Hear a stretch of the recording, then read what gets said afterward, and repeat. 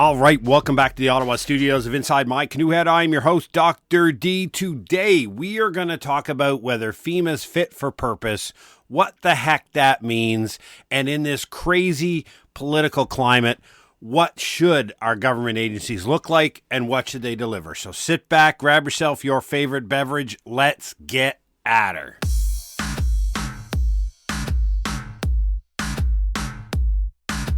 Nothing like a good beat to bring on a great political discussion, policy-orientated, whatever it may be. Thanks again for joining us here. And thanks again as I lead off every time with your feedback, good, bad, or indifferent, that comes through InsideMyCanoehead.ca.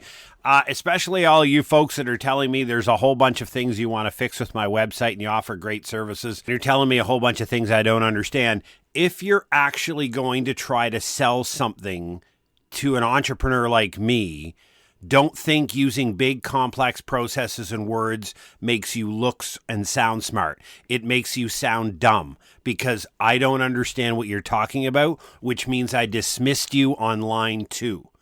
Tell me what that means. Tell me that you want to redesign my website so you 3x the social media impacts, you 6x the conversions of my leads, whatever it may be. But sitting there telling me my optimization is not here and I don't rank well in this, and you're just making yourself sound like a bloody fool. That's my advice for the day to people out there who are trying to sell stuff. People like me who are willing to spend money to improve the quality of service that I provide to my audience here at Inside My Canoe Head.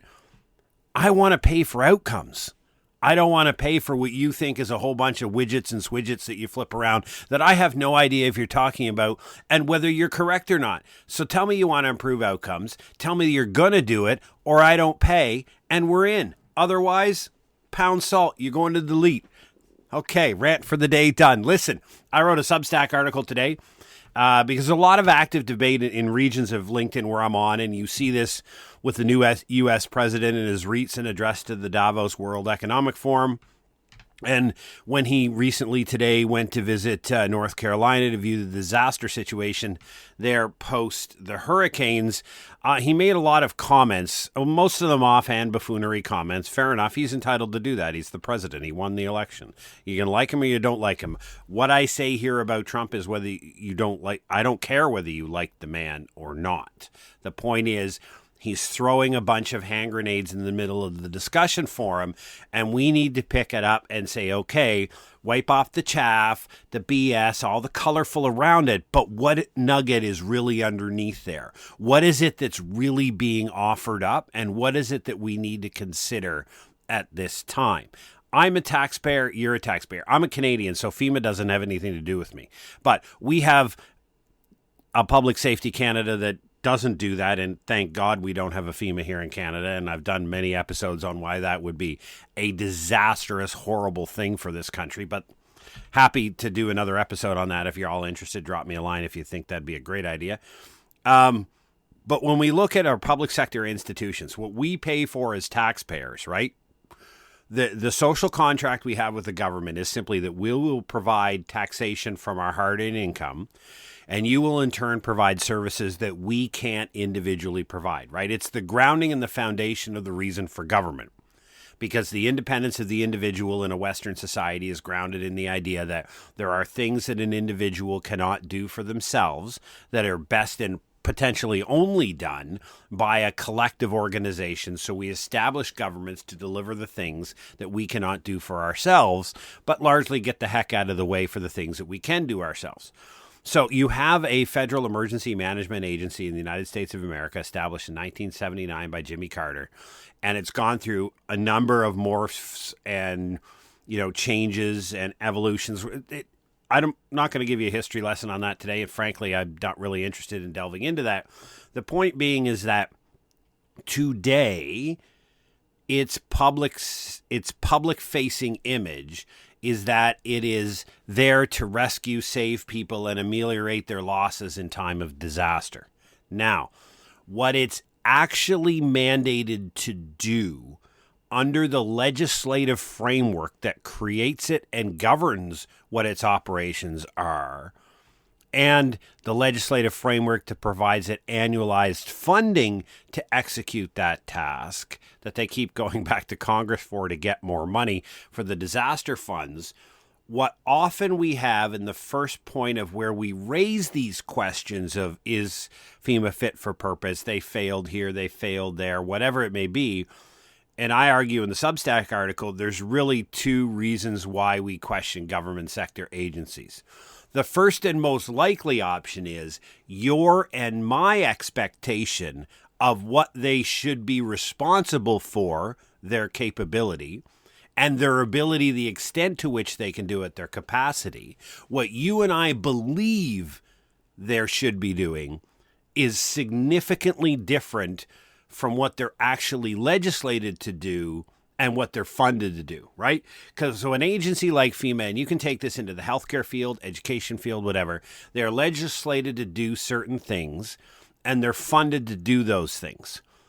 There's a lot of belief, desire, and want within society to have public sector agencies do something more than what they're legislated. Like you think it's a good idea that FEMA would do X. You know, FEMA should provide shelter to everybody who doesn't have shelter. Well, if they're not tasked with that specific thing in either a legislative, regulatory, administrative framework, and I'm happy if you're interested in doing an episode on all those different parts of public policy, but somewhere in there, some order has to tell FEMA that that's their responsibility to do it.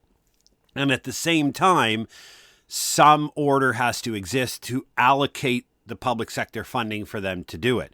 And maybe they are in charge of housing, but their funding is only going to limit to 3,000 units per 3,000 human units per year. The demand this year might have been 25,000. So FEMA delivered 100% exactly in accordance with its mandate. But because the demand was 25,000 and they were only funded for 3,000, people will look through that and say FEMA failed. We need to do something with it. We need to break it. It's in the way. Get rid of it. But it's all coming from this gap between our expectation of what the public sector agency is supposed to do and what it's funded, organized to do. And that gap is real. It exists pretty much in every field and discipline that the government's involved in. We see it in the fire department. We see it in ambulance and EMS, wait times in emergency rooms. We can go on where you and I have an expectation of what the world should look like versus the world that was established and funded. And that's where the politics comes into play, where ideally we elect politicians who decide they're going to go in and they're going to close that gap. But the problem often comes from the only way to close that gap is to provide more resources. And the only source of resources for any level of government is the single taxpayer, right? You can tax corporations all you want. They just pass it on to people and people pay it anyhow. So in the end, there's only one source of revenue for all three levels of government, and that's you and me.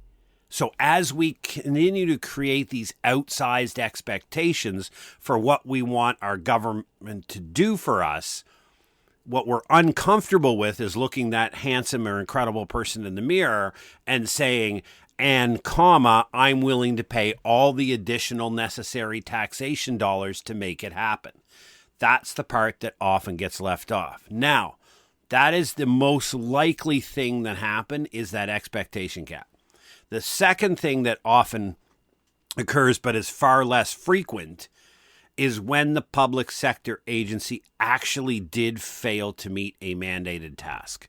They failed to deliver something for which they were tasked and funded, and their leadership often has a very difficult time for standing up at a microphone and saying, the taxpayer gave us sufficient funding, we were given the task, we knew this task exists, and when it came time to execute the task, we failed. You don't hear that or a version of that from very many public sector leadership. You may hear it from the odd politician, but really in the public sector, you hear it a lot about we need to do an investigation, an internal investigation to see what happened. The instances where it truly was the public sector agency's fault are generally far longer to investigate and far longer to come to any type of conclusion. And these are the ones that normally conclude in those reports that go on shelves, right? Emergency management as a field is full of them. After action reviews, we have an event. There's an entire process that goes through to ameliorate the event. We recover back to a state of normalcy. We look at our navel gazing. We have a look in the mirror. We see what happened, come up with best practices, things to improve. We write a report, and it often just goes on the shelf, and it doesn't actually lead to regulatory changes. FEMA, like every other government department in the United States and the ones in Canada, and I've spent more time looking at the ones in Canada than the U.S., almost every department in Canada has significant change recommendations sitting on a shelf in a recent, and when I mean recent, sometime in the last 12 to 15 years, has these reports sitting on the shelf, right? The investigations have been done, the findings have been written, the conclusions have been noted, and the way forward to ameliorate a future situation from repeating itself is there, and they go on the shelf and they don't get acted because sometimes, and again, I don't want to delve into the complexity of the establishment of public policy, most of the time authorities are put in the regulatory space. That means, in a simplistic language, when the government of Canada in 2003 decided that we needed something called the Public Safety Agency of Canada, right? The Department of Public Safety, or the Public Health Agency of Canada. These were all created around the same time with the SARS, after our SARS epidemic here in Toronto, where we lost a lot of people. But when they created those, they said, here we're going to create it. Here is some big, vague statements of what their mission is. We're going to establish the department. We're going to establish a ministry, and we're going to give the minister authority to set regulations. That's how, in the most simplistic way to explain it to you, that's how laws are written, right? So that now the minister can create regulations. They don't need to go back to Parliament or to Congress or whatever level of government it may be every time they want to change a regulation. Because here in Canada, like for example, if you wanted to change the National Defence Act or any other major piece of legislation in Canada, it can sometimes be up to 3 to 4 years to even get a well-written change through all of the processes to change legislation, which is why they put it in the regulatory framework, which allows the minister or the person the minister appoints under his authority, his or her authority, to make the change, can make the change. Now, in Canada, and very simplistic, and I'll keep this general, when a government of Canada changes a regulation, they're required to publicize it in something called the Canadian Gazette. You should Google it. Most Canadians don't know this thing exists. Every time, 30 days before the effective change of a regulation that comes out of a statute, a piece of legislation in Canada, it has to be publicized in the Canadian Gazette. So it goes into the Gazette. In effect, the government tells the population, we decided to change a regulation that affects your life. Here's the new regulation, and here's the effective date. Here's the office, and here's where you may go forward.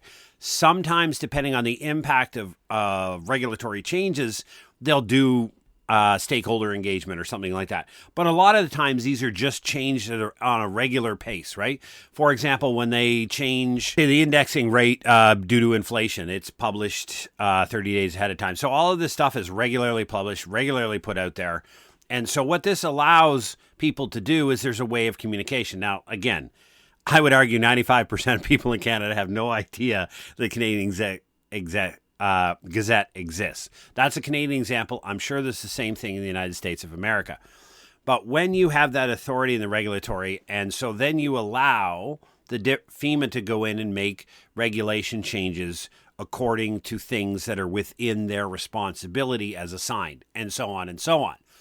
One of the big challenges we have, though, is that emergency management in Canada, the United States, and in pretty much every country around the world, other than those that have unitary systems, is operated to some degree by all three levels of government, right? And all three levels of government are reasonably independent of each other. I'm just going to give the Canadian context, for example. The Canadian Constitution that was signed in 1982 basically delineated all of the powers of Canada between provinces or federal or shared. So it basically said this is a wholly federal responsibility. Provinces have no authority in this area. And then there were a number of areas where the provinces only had authority. And there were a number of areas where they pre-decided in agreement when they were writing the Constitution that these would be shared areas. What everything that has come since, because as Canada, we don't like constitutional crises and constitutional meetings, emergency management emerged as a separate discipline and field after that was done, which meant that it fell into something we called cooperative federalism, which means the federal government didn't have authority over the provinces in emergency management, and the provinces didn't have authority over the federal government. So whatever they decided to do in this legal space would have to be cooperative, right? Now, the third level of government in Canada, municipal governments, are wholly 100% owned by the provinces in which they reside, right? So the City of Toronto Act exists in the province of Ontario that created something called the City of Toronto. They could put in a piece of legislation and change the name of Toronto to Stanley Cupville. And there's absolutely nothing the people of Stanley Cupville could do about it, because the provinces has absolute and unquestioned authority over all 444 municipalities in the province of Ontario. So what that means is that any EM regulations between provinces and municipalities are 100. You can call it collaborative all you want, but it's 100% dominance of the province, right? And so they put that out. They put regulations. They tell the municipalities what to do. But from the federal and provincial level, it is very much a relationship thing, very much a shared responsibility. So when you have three players in the game, each one of them have a set of bylaws, a state law or a federal law, all allocating them responsibilities. Each level of government has allocated a budget to emergency management. Often what happens when you see a failure is some point to the failure of coordination, right? Because you have three players in the game. One player doesn't have authority over the other, except sometimes depending on how the municipal and state level relationship is set up. And it's going to be different in 50 states and it's going to be different in the 10 provinces. Depending on how that's established, you can have a little bit more deliberate relationship. But the federal government comes in cooperatively. For example, here what happens in Canada when a request for assistance goes up through the minister into public safety, and it's created at the Canadian Operations, Government of Canada Operations Center, blah, blah, blah. All those other widgets happen. Any asset that the federal government provides a province to assist with a disaster response is subordinated to the authority of the province. There is no situation under Canadian law where the government of Canada comes in and takes over control of a disaster response or recovery operation, right? That doesn't exist in our legal system. You would have to literally have a Haitian-style earthquake where the entire government of a province literally was decimated and disappeared, and that being so highly unlikely that we don't have that situation where we don't have a parent-child relationship between the federal and the lower level. And the complexity that brings is if you can imagine, if you and your two closest friends were responsible for deciding how to save the neighborhood, right? And none of you had a voice that was more important than the other one, but you all had a voice because you were all residents of it. How well would that work out if you finding a situation of saying, okay, you do A, you do B, you do C. And then when it doesn't go right, who's going to stand up to the microphone of you and your two friends to say, I messed up, it was my fault, everybody else did what we asked them to do, it was me and my team, or it was me and I'm responsible for it, right? That's the difficulty we have in emergency management. So when we think about whether FEMA is fit for purpose, we have to consider why people that I just described about that expectation gap and some actual failures of public sector agencies. We have to think about the fact that there are three players in the game. So you can't independently look at FEMA and say, is it able to do what it wants to do without doing what I call an options analysis. Now, this is a bit of morphing between process management, project management, and my 28-year career in the Canadian Army when we looked at how to war game things. And it basically means is, my argument to you is, you can't say something is not fit for purpose unless you can demonstrate a different way of delivering that service that comes to a better outcome in a more effective and efficient way. It simply means stating FEMA is not fit for purpose is unsubstantiated and an irrelevant and intellectually poor claim, unless at the same time you can present what you believe to be an intellectually superior, a different and better methodological approach to delivering why. Because in the end, public sector service is about delivering capability X to population Y within budget Z. There's probably dozens of different ways to answer that question. My posit, and the reason that I wrote the piece today in Substack, was to just say, we're in a position where there's so many people asking this question. Why don't we take the opportunity to answer it? And no, I don't mean delete FEMA. I don't even mean make any changes to FEMA. We very well could come out of this exercise finding that, in fact, FEMA is our best option that's available to us for delivering X capability to Y population in Z budget, right? But we can't say that to be true unless we take the time to examine all the other potentially and viable options. There are going to be some intellectually weak, as I've said, some crazy arse ideas. But when you take the chaff away and you look at all the wheat kernels that are left and all the different ways we possibly could deliver X to Y for Z, then we have to have that debate and discussion. And when we consider that all three levels of government have to be in there, that's the point that we get to the place where we can bring in your pracademics, your practitioners, your experts, your academics, your philosophers, your retired experts, and your outside scholars all together to have that interesting and intellectually stimulating discussion about, we've decided, and this is something that is a subheadline of it, we've decided that the federal government has a role in disaster response and recovery. Okay? That's an honest question. Maybe they shouldn't. Maybe the state should be on their own, and once the state's capacity is gone, then there's nothing else. People, we gave you the best, you're on your own. We don't generally think that's right. We think the federal government should have a role in disaster response and recovery. Great. Hey, a quick break in the episode. We provide free preparedness and risk education across social media. If you're looking to up your game, learning to identify the risks that you and your family are exposed to, and develop a strategy to mitigate that risk, being prepared for whatever the world throws at you, drop by our website, www.preparednesslabs.ca. We've gathered the best knowledge from over 100 years of research into exactly what led to the best post-event outcomes and how people thrive in chaos. Now back to the show. So, accepting that the federal government has a role and responsibility in disaster response and recovery, we then have to define success. And when I mean about success, how do we know it's done right? It's the what of the question. It's the X. We want the federal agency to provide X to Y, right? So the X and the Y, we have to figure out exactly what that looks like. And we do that through something, we don't do a very good job of it now, right? There's a combination between what the experts and the professionals think need to be done in a disaster response and what the served population or the affected population wants to be done.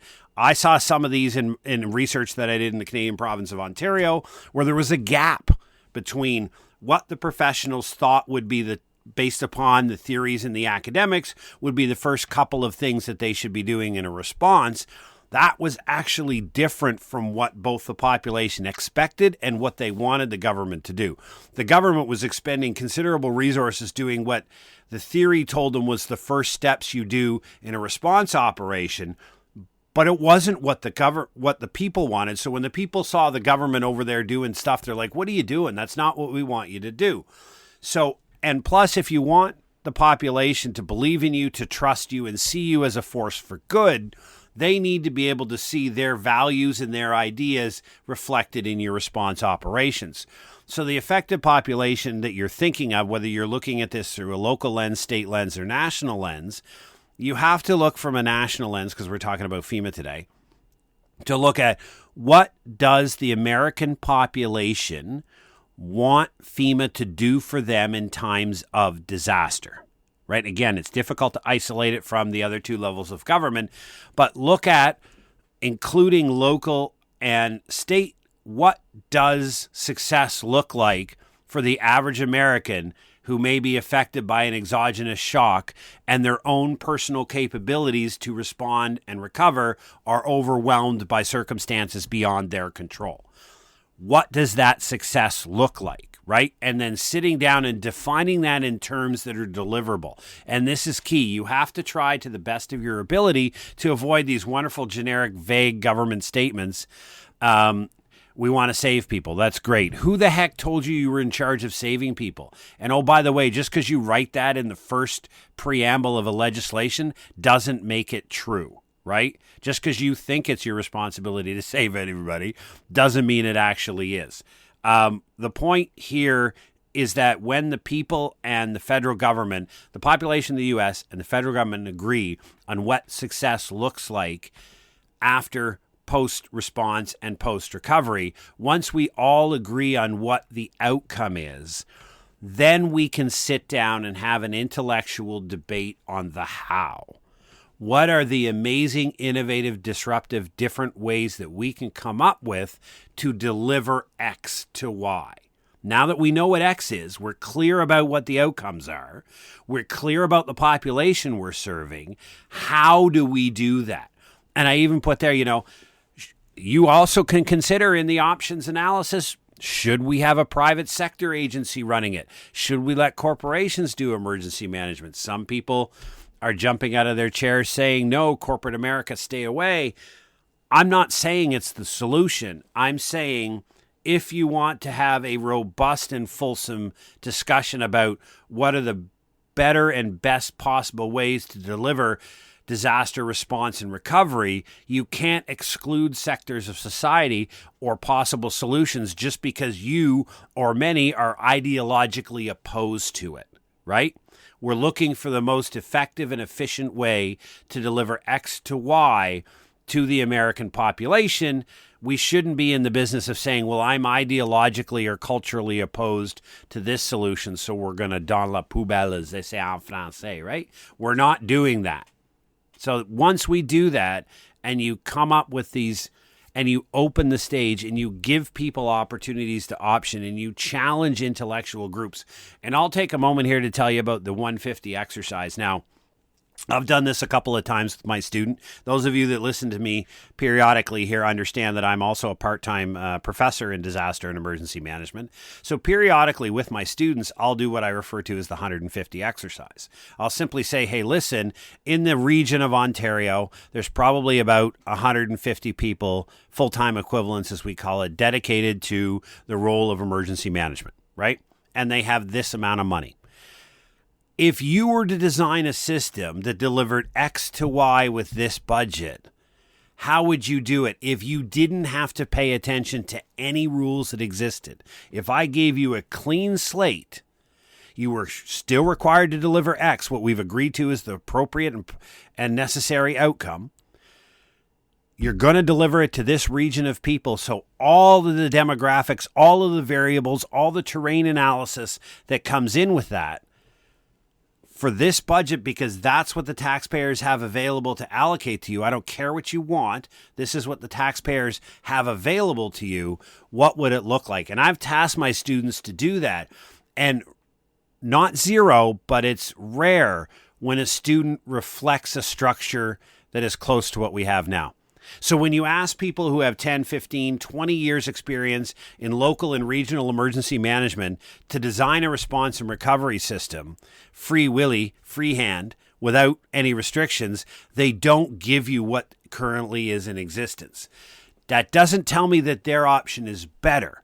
That tells me that other options exist. from intelligent people who are informed and invested in the system, which means we're in a position where we don't need to hire Deloitte and Touche or KPMG or some external contractor for hundreds of thousands, if not millions of dollars to write us a report. We have that knowledge and asset within the field and discipline now. Our paradigm is ripe for it. So we go out and we ask and challenge the people invested in this program to provide us those options. If X for Y, X for Y within budget Z, pretty simplistic idea. Go off and tell me how to do this. And then those that are actually viable, that do deliver X to Y within Z, you then do a comparative analysis. And in the Army, in the operational planning process, similar to the MDMP in the United States and other international decision-making processes, we war game it. We war game back and forth these different solutions against each other, and you end up with a ranked analysis. You end up with, if I had to change FEMA, if I had to look at different options, this would be the options I would look at, and here's how they rank out. It's then a presentation, because what we've done is we've brought together a number of intellectual minds from across the spectrum, from practitioners, professionals, academics, scholars, experts, independent researchers, and everybody else, including the affected public, together to come up with these solutions. And we haven't changed a darn thing. All this is happening without changing a single thing in FEMA. We're not blowing anything up. We're just putting it on the table to say, before we light the fuse on the dynamite in the C4, maybe we should probably go through the intellectual exercise to come up with a likely and probable solution. And then, and I said it at the beginning of the podcast episode, and I wrote this at the end of the Substack article today, the answer very well may be that FEMA is the correct structure. That how FEMA is organized, it is likely the most efficient and effective one that we can come up with based upon our entire body of knowledge. You and I are not in a position, and nor is anybody listening to this, in a position to confirm that to be true until you go through the intellectual exercise of comparison. And I go on to say, I have a couple of listeners, one notably, a soon-to-be new associate member of Preparedness Labs Incorporated, who's a policy evaluator, who understands that part of regular policy frameworks are to evaluate the policy and whether it's actually delivering what it said it would deliver, and then based upon that to recommend maybe some changes in levers or systems or something or another to bring it back in alignment with what it was intended to do in the first place. This is something we should be normally doing, and it's very much different from an after-action review. This is just a regular policy review process, an evaluation process that should be done. So the argument today is FEMA fit for purpose? And the answer is we don't know the answer to that question until we see what any alternatives may look like. I'm arguing with you today that if I don't know of a better time than right now to have that intellectual discourse, to have that intellectual debate, to put all of the crazy and innovative ideas on the table, and to have a body of knowledge go through it and to come up and do wargaming and rank it and then present it to the people who are assigned under the legislation with the responsibility to update the regulatory framework and say, hey, this is what our analysis said. A, it is not fit for purpose, and here are the changes we see that need to be made within the current construct. Or two, as I like to call it, the chainsaw approach. We need to fire about 25,000 people and hire these people doing this role. I don't know the answer. I'm a Canadian. I don't have a skin in the game, so I'm looking at this from across an international border that's getting a little testy right now. I would say the same thing about Canada. I would say the same thing about Canada's framework is before you start calling for something to be implemented or something to be withdrawn, think about whether you're delivering X, Y within the budget Z. So hopefully today you enjoyed this episode. Hopefully it gives you an idea of what, and you can extend it. We talk about preparedness and FEMA here, right? That's great. extend that to any other area of public sector involvement in life, from garbage to everything else. Periodically, we have to sit back and go, you know what? We've been doing it this way for, 5 or 7 years. Maybe we just need to go off and have a tete-a-tete for a little bit to see. Maybe there's new, innovative, different ideas out there that can maybe help us improve our delivery for the public, or maybe we need to totally change the system, but we don't know that. Just because something works doesn't mean it's working well in a comparative sense. And I hope that got across to you today. Thank you very much for listening. Us continue to drop all of your hints at www.insidemycanoehead.ca. Drop over to our parent website, www.preparednesslabs.ca, everything that we offer over there. And if I ask you to do one thing on behalf of everybody here at Inside My Canoe Head, is just share the podcast. Tell somebody about us. Tell us what you think. Spread the word. This is free. The Substack, and the follow-on YouTube videos will always be free. It's our community service to you to build a better, more resilient country. Take care and stay safe.